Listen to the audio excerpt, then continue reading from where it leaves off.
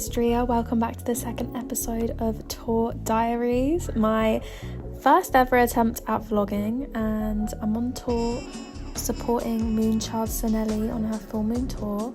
This is Meech, the tour manager, who I have struck up a lovely friendship with. Considering we're spending hours and hours on the road together, that is pretty good. But yeah, we stopped off at the services and I got a very insanely expensive bag of M&S goods, but it was worth it. But yeah, hope you enjoy the vlog. Hello there, I am just chilling in the van. We've just arrived in Bristol to pick up Moonchild and her manager. It's been such a good journey so far. Like, I've just been chatting to Meech, the tour manager, the whole way, and we get on really well, which makes stuff so much easier. Like, conversations just flowing, I'm not having to think about anything. It's just been really fun, to be honest. So we're gonna travel to Cardiff now. Be about an hour in the car just across the Severn Bridge, and then I'm gonna get to the hotel, maybe do another little run through, also decide what to wear, see what I'm feeling tonight, what the vibe is for Cardiff.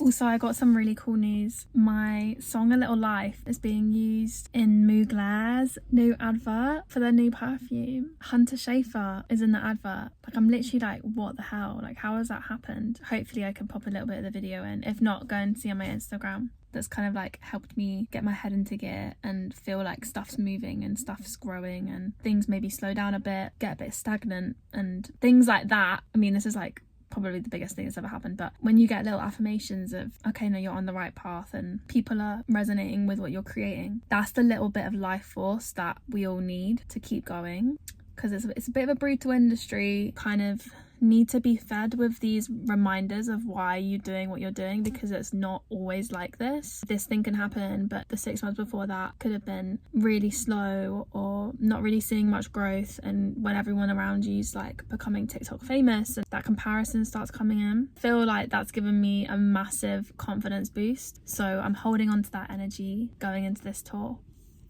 So yeah, Cardiff, here we come.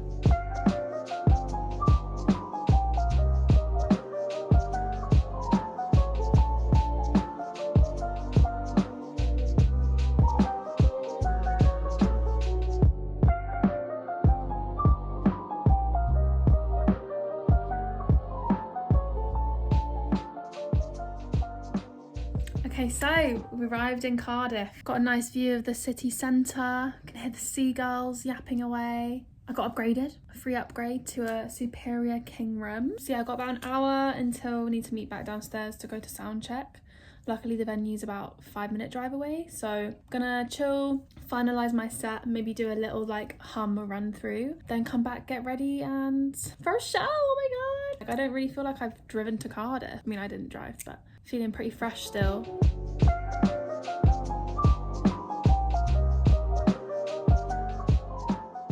Okay, so in terms of outfit, what I'm thinking is something kind of comfy. Not gonna go straight into the knee-high boots yet. So gonna go with my trusty wide pinstripe, low-rise kind of office trousers, this lovely thrifted mesh tank top, gold accessories. Thought I'd pair them with this cute little heel. So then it's kind of like classy, it's leveling up the outfit, quite comfortable, and I'm not gonna fall on my bum on stage, but you never know.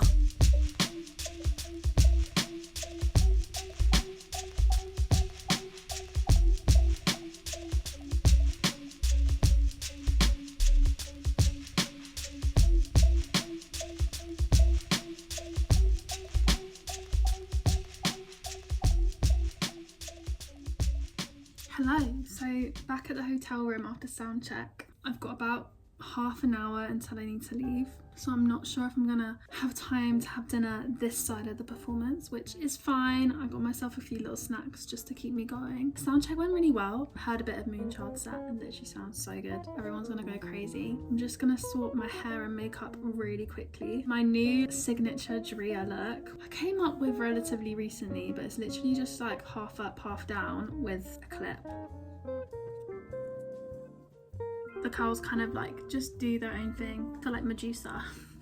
And then just do the most basic plait you've ever seen. I've never been able to do French plaits or anything like that. This is just my foolproof little plait situation. Been thinking recently about identity. Having a brand is so important, especially for musical artists. It's another way that you can immerse people into the world of your sonics. My sonics are quite 90s noughties vibes, so I feel like the way to give that context in the 21st century, in the 2020s, is to make myself feel and look as 90s as possible, which coincidentally has felt the most authentic style that I've ever had. Not to say that I've had style, I don't think I have, to be honest, and it just so happens to be in the same area of culture as my music, so win-win. Somehow mastered doing my makeup in about 7 minutes, which is very useful for situations like this where I really have not much time at all. To be fair, I've stopped wearing mascara, stopped wearing any sort of base. It's probably not the best idea on stage with lighting. To be fair, I hadn't really thought about that. I guess that's what your 20s are.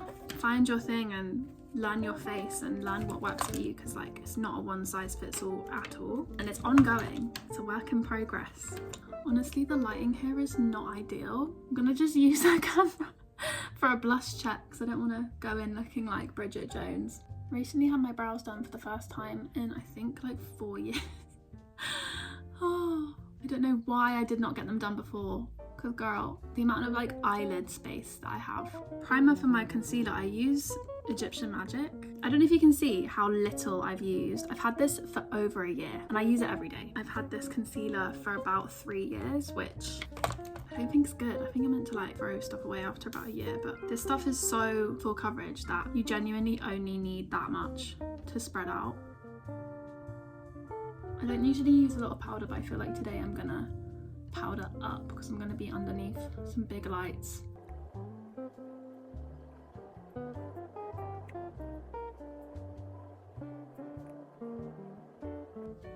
Okay, cool. She's a little bit more snatched.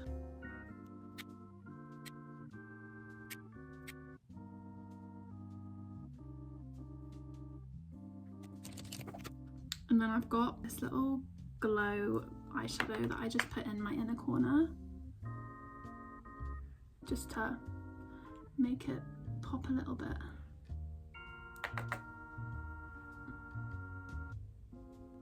So I'm gonna just make sure that I've got the cheekbones chiseled. There we are. Just need to do my lips, and then we're sorted. Off to the venue. Is she giving 90s office siren? I think so. Again, it's a bit trial and error, isn't it? Hot girl dinner.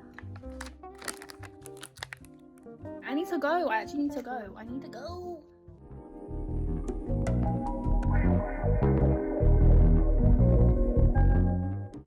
Okay, so I'm here having a little moment to myself just before the first set starts. I just saw some friends downstairs, gave them a little hug, and yeah, feeling surprisingly okay. I think more than anything, I'm just excited to have this music heard by people. People are coming. But yeah, it's starting to fill up a little bit as well. So there's like a good 20 people in there, which, you know, any ear's an ear, do you know what I mean? But yeah, I'm gonna take a second just to do some breathing, just keep myself calm, and I'll see you on the other side.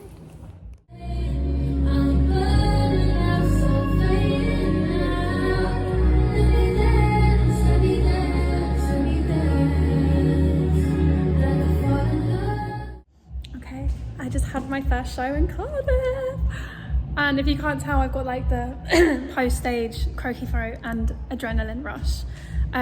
Wow, everyone was so supportive. I even like said my name at the start, and this woman ran to the front and she was like, "Wait, DRIIA, that's been like my favourite song in the minute. I can't believe it's you, like a DJ out and everything." That gave me so much courage. Just even having one person in the audience who knew of me made me so happy. So yeah, also good feedback from two lovely women called Annie and Ellen. They said that the visuals, like my projection and my logo and how I look, really hit the spot with the Sonics, so good feedback. Okay, so I've taken myself for a pho. Got a nice little mint tea here just to preserve the vocal cords, and then a lovely beef broth to preserve the vocal cords. Feeling a bit tired now, so I'm gonna eat my food, go back and get my pajamas, go to sleep. But yeah, great first night. Let's continue tomorrow in Manchester.